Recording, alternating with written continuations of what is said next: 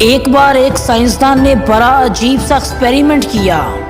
اس نے ایک ٹڈے کو پکڑ کر اس طرح سدایا، اس طرح اسے ٹریننگ دی کہ جب بھی سائنسدان آواز دیتا ٹڈا زور سے چھلانگ لگا کر اس کی طرف آتا۔ سائنسدان زور سے کہتا کودو، اور کودو کا لفظ سنتے ہی ٹڈا چھلانگ مار کر اس کی گود میں آ جاتا۔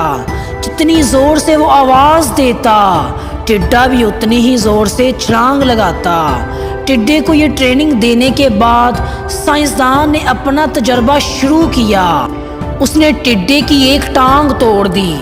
ٹانگ توڑنے کے بعد اس نے آواز لگائی کودو، تو ٹڈے نے چھلانگ تو لگائی لیکن اس کی چھلانگ لگانے کی دوری کم ہو گئی۔ وہ سائنسدان کی گود تک نہ آ سکا۔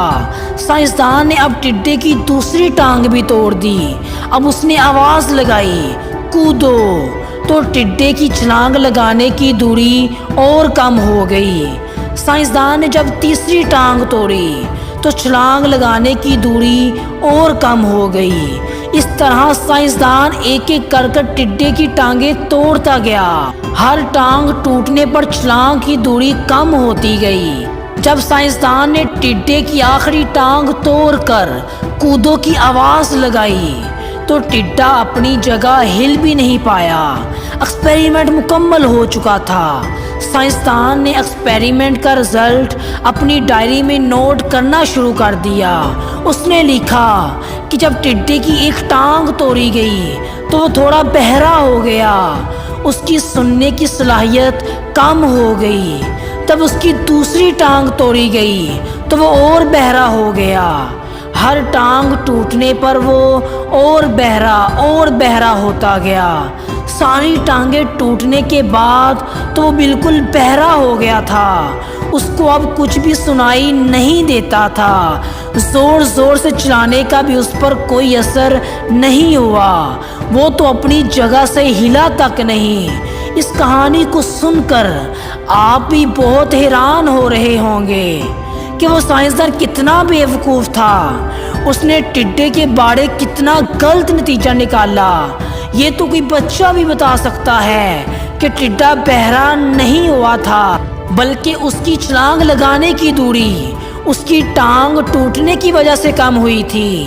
اور جب سائنسدان نے اس کی ساری ٹانگیں ہی توڑ دیں تو اب وہ ہلتا کیسے، چھلانگ کیسے لگاتا؟ اس کی تو ٹانگیں ہی نہیں تھیں۔ ہم اپنی زندگی میں ایک کام جو بہت زیادہ کرتے ہیں وہ ہے لوگوں کو جج کرنا۔ جب بھی ہم نئے لوگوں سے ملتے ہیں تو ہم ان کے ظاہری سراپے سے، ان کی ڈریسنگ سے، ان کے بات کرنے کے سٹائل سے، ہم چھوٹی چھوٹی باتوں سے ان کے بارے میں رائے بنانا شروع کر دیتے ہیں۔ اور کئی بار ہم بھی اس سائنٹسٹ کی طرح بیوقوف بن جاتے ہیں۔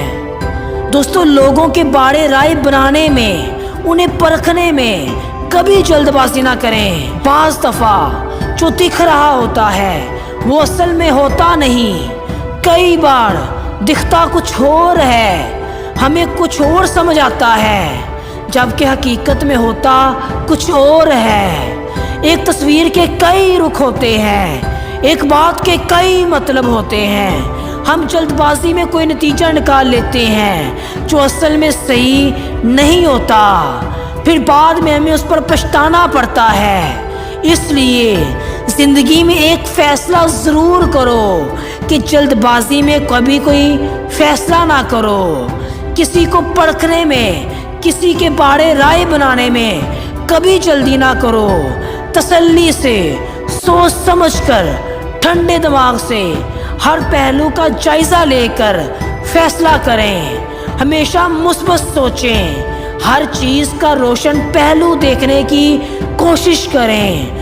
لوگوں کو موقع دیں کہ وہ آپ کو سمجھ سکیں اور آپ انہیں سمجھ سکیں،